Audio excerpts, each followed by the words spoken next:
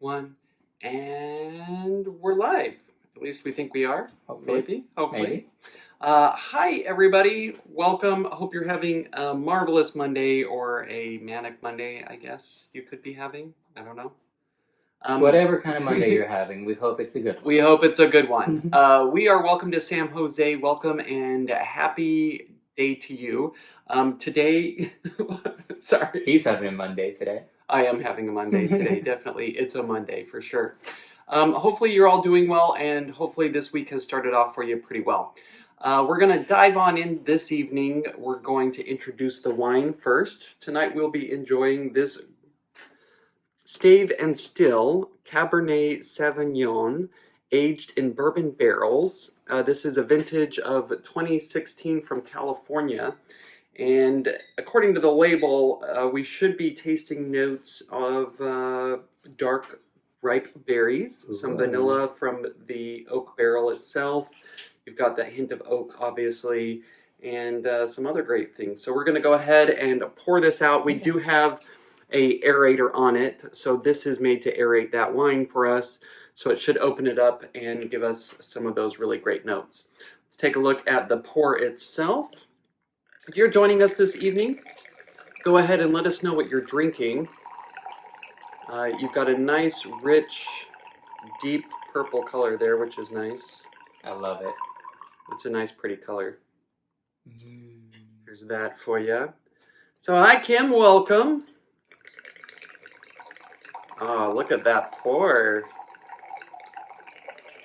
This aerator, the more you tilt, the more aeration you get. For those of you who haven't watched one of our episodes before, so you do know, the aeration, at least as far as red wines go, it helps open them up. It brings in a little oxygen and aerosols those notes so that you can kind of pick them up and smell them. Smell's a huge sense of taste when it comes to wines, well, to most food anyway. So we're going to give it a sniff.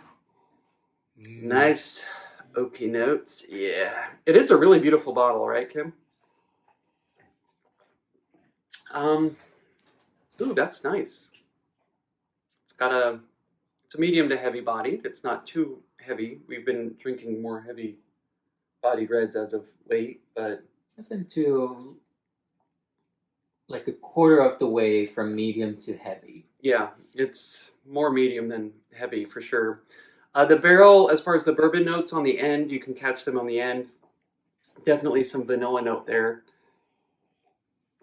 And we got the nice ripe berries as well. So thank you. We have our drink. Hopefully you have your drink as well. And if you're enjoying it, go ahead and let us know what you're enjoying this evening so we can celebrate with you. Today, we've got, as we do want to kind of focus on some stories that are relevant to our Welcome to Sam José channel. We've got a SSW port here. Nice. San Sebastian port. Very nice. I love a good port. And the San Sebastian Winery port is an enjoyable one for sure. It's got really nice raisin and caramel notes. But anyways, so today we want to talk about some of our travel stories and more specifically our trip to the Med last year. So we went to the Mediterranean. We went to some great European countries, including Spain, France, Italy, and we spent some extra time in Barcelona at the beginning of the trip and at the end, which was really nice. And so we want to kind of just share a couple of stories from that trip with you. We did do a cruise, but Barcelona, we had booked all that stuff ourselves. So what was one of your favorite memories from the trip? I mean, for Jose, it was his first time overseas. He had never been to Europe. And that's why this topic was really easy for me, because I'm like, I can tell you about the whole entire thing, but that's going to take me a whole entire week because there were so many things that happened. But I only picked two. Well, there's three, but one will take really long to explain, and that's our engagement. That's another topic. That's a separate topic, story. Separate video. It's on our YouTube. Check it out if you haven't seen it. So that's why I'm not really going to talk about it, because it's already out there for you guys to find. So look it up. It's on their channel. And then we can talk about it some other time. But one of the funny stories that I have from that trip, it was when we went to Marseille and we went up to the cathedral that is up on the top of the tallest mountain that they have. I think it's a Notre Dame. I think it's an Our Lady as far as those cathedrals go. Yeah. And the night before, I may have drank a little bit too much. Those martinis and just drink packages just kind of keep coming in, and yeah, before you know it, you're like, oh. I mean, we don't regret the drink package at all. Not at all. But I was ready to go. He's like, we're probably not going to spend the whole entire day there. It's just quick. There's not a lot of things to do. And I was like, okay, cool. So we get up, get on the bus. We get over to like all the little places that they're showing us. And then they're like, and next we're going to go up to the cathedral and blah, blah, blah. And they start talking about it. And I was like, great, fine. They didn't tell me that there's like 300 steps to get up to this cathedral in the middle of summer. It was fine.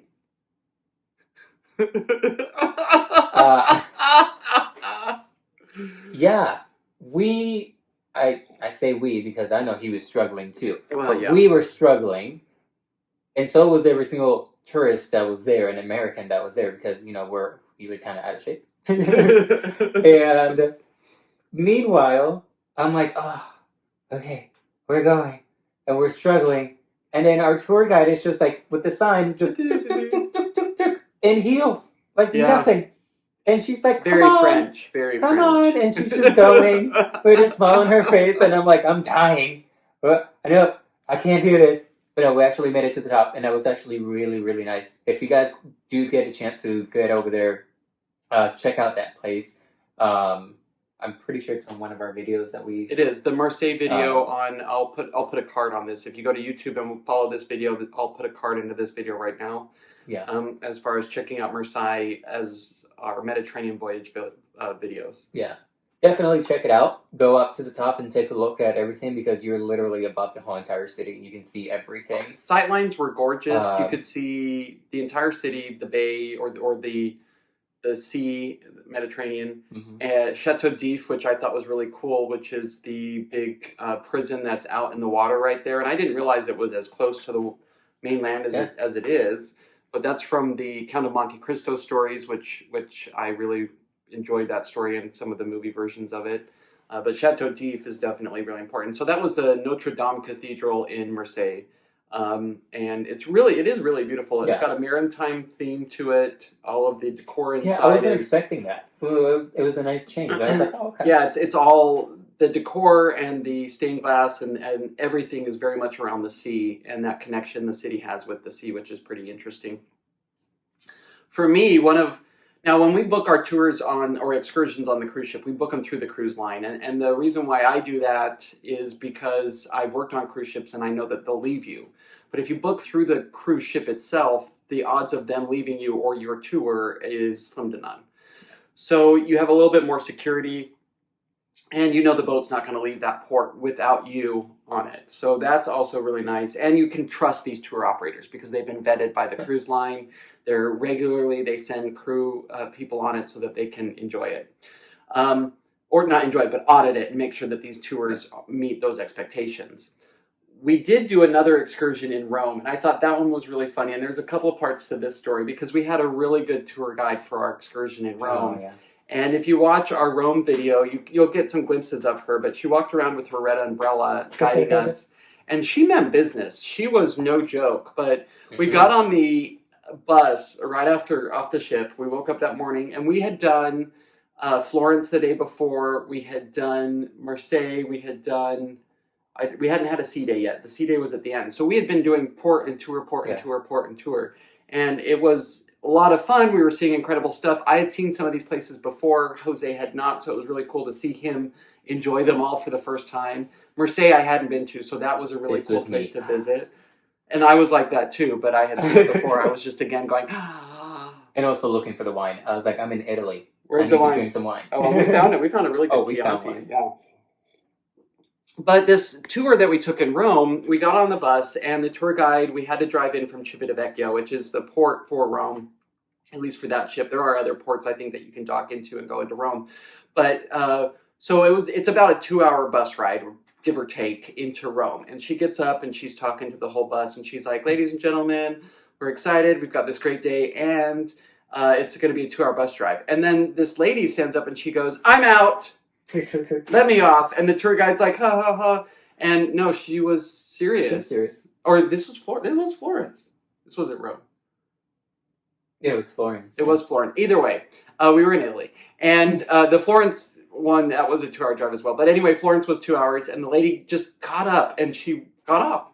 She didn't read the description for this thing that she bought. And we thought she was joking. Everybody on the bus was laughing when she was like, I'm done, I'm off. Well, I mean, you're paying so much money for a tour guide and like a tour and everything that you might read everything. What does this include? Oh, I read through everything. But it's just surprising that she didn't. No. And you knew everybody read it because they were all laughing at first, and then they're like, wait, you mean she didn't read it? She didn't. Oh, she's serious.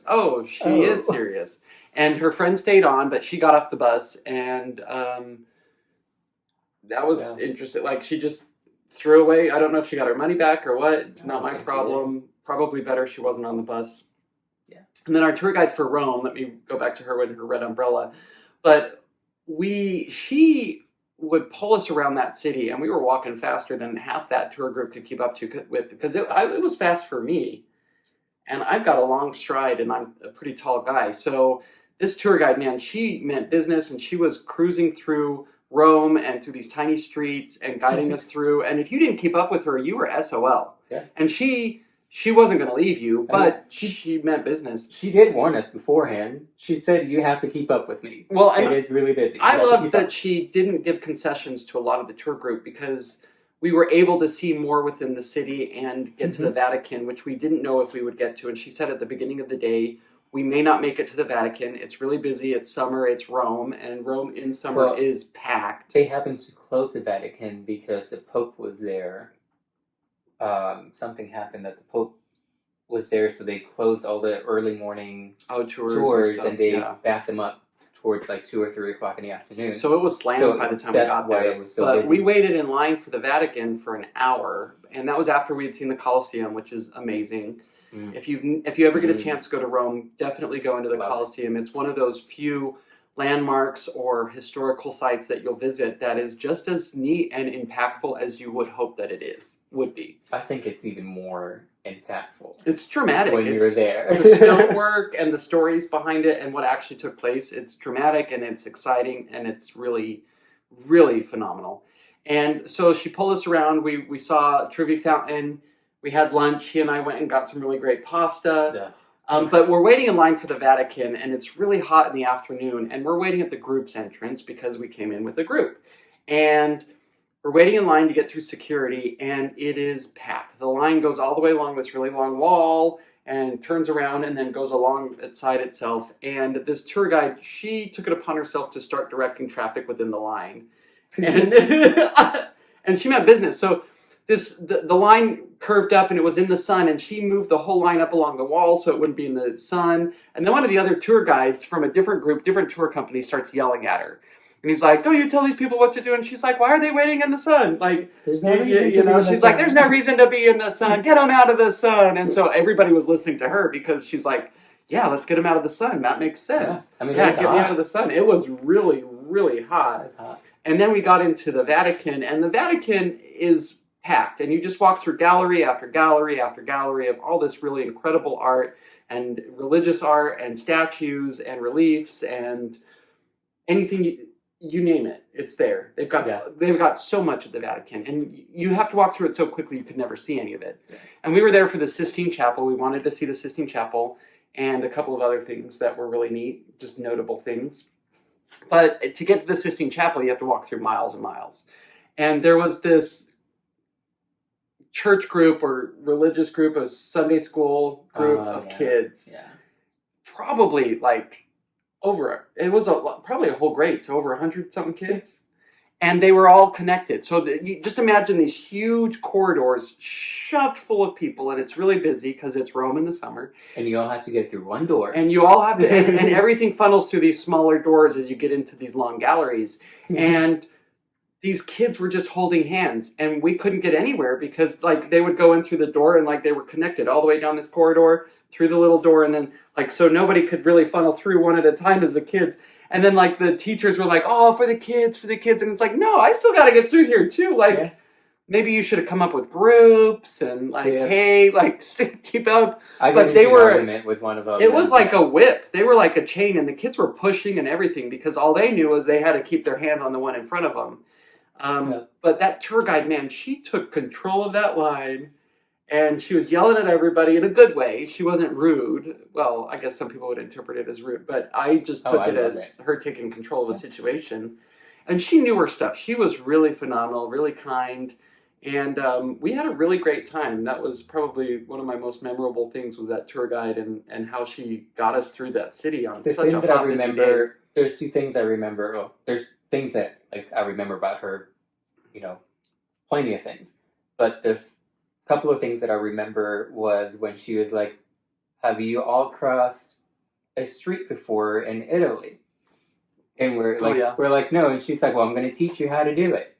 She's like, you just put your left foot forward, and if that foot makes it, you put the right one forward. Mm-hmm. And you just keep going. And you hope you make it to the other side. She's like, you just wave to the people that stop, say thank you, okay, and just keep going. She meant it. It was no joke. And then it was when we came back after our hour of just exploring that we went to the Pantheon. We went over and saw the Pantheon. Because the Trevi Fountain's only like a 10-minute walk from the Pantheon. And we were meeting at the Trevi Fountain. Yeah. So, but she was so excited that Sam took me to the Pantheon. And like her face just like lit up. Because she's like, oh, yay, you did go. And she's like, isn't it beautiful? So we started talking about that, which was really interesting. And I love that because she was just so passionate about it. And that brought a lot of inspiration to me to help more people out over here that are visiting, because you do have to be passionate about it. People are coming here to see where you live, to see what you do, to learn your lifestyle, and it was just beautiful to see that over there. So that inspired me to do a little bit better with our visitors here in Florida. Yeah. So I think that's good for stories for tonight. Okay. All right. So both of these, we do have videos up. If you haven't checked them out on Welcome to San Jose, YouTube, Welcome to San Jose, go ahead, check them out, or you can even scroll through our Facebook, and we probably got it posted somewhere. Yeah. But we have videos for both Rome and Marseille, and we might go back and use some of that footage to do just some info dumping or voiceover videos. If that's something you would like us to do or want us to explore, go ahead and leave a comment on some of those videos and let us know what type of information you'd love to have included in them. Because we do want to share these stories with you all. Mm-hmm. So thank you so much for joining us tonight. Really quick before we leave you, I'm going to show you the wine that we were enjoying this evening. It's the Stave and Still Bourbon Barrel Aged wine, Cabernet Sauvignon. It is a vintage 2016 from California. It is a nice, probably more medium-bodied red wine. I like that one. It is. It's very smooth, very accessible as far as those. If you don't like a really, really dry red, this is probably more your style because it's not as full of tannins or it's not pulling quite as much moisture out of your mouth, I guess. So, anyways, yeah. It's good, so. Thank you so much for joining us. As I said, we are Welcome to San Jose. Go ahead, like, share, subscribe, follow, all that other great stuff on all of the social media networks. And we love having you guys checking us out and watching some of these videos. Please, again, like, share them with your friends, tell your friends about it. Check out our other videos, leave comments. We want to hear from you. So thank you so much. You have an amazing Monday night.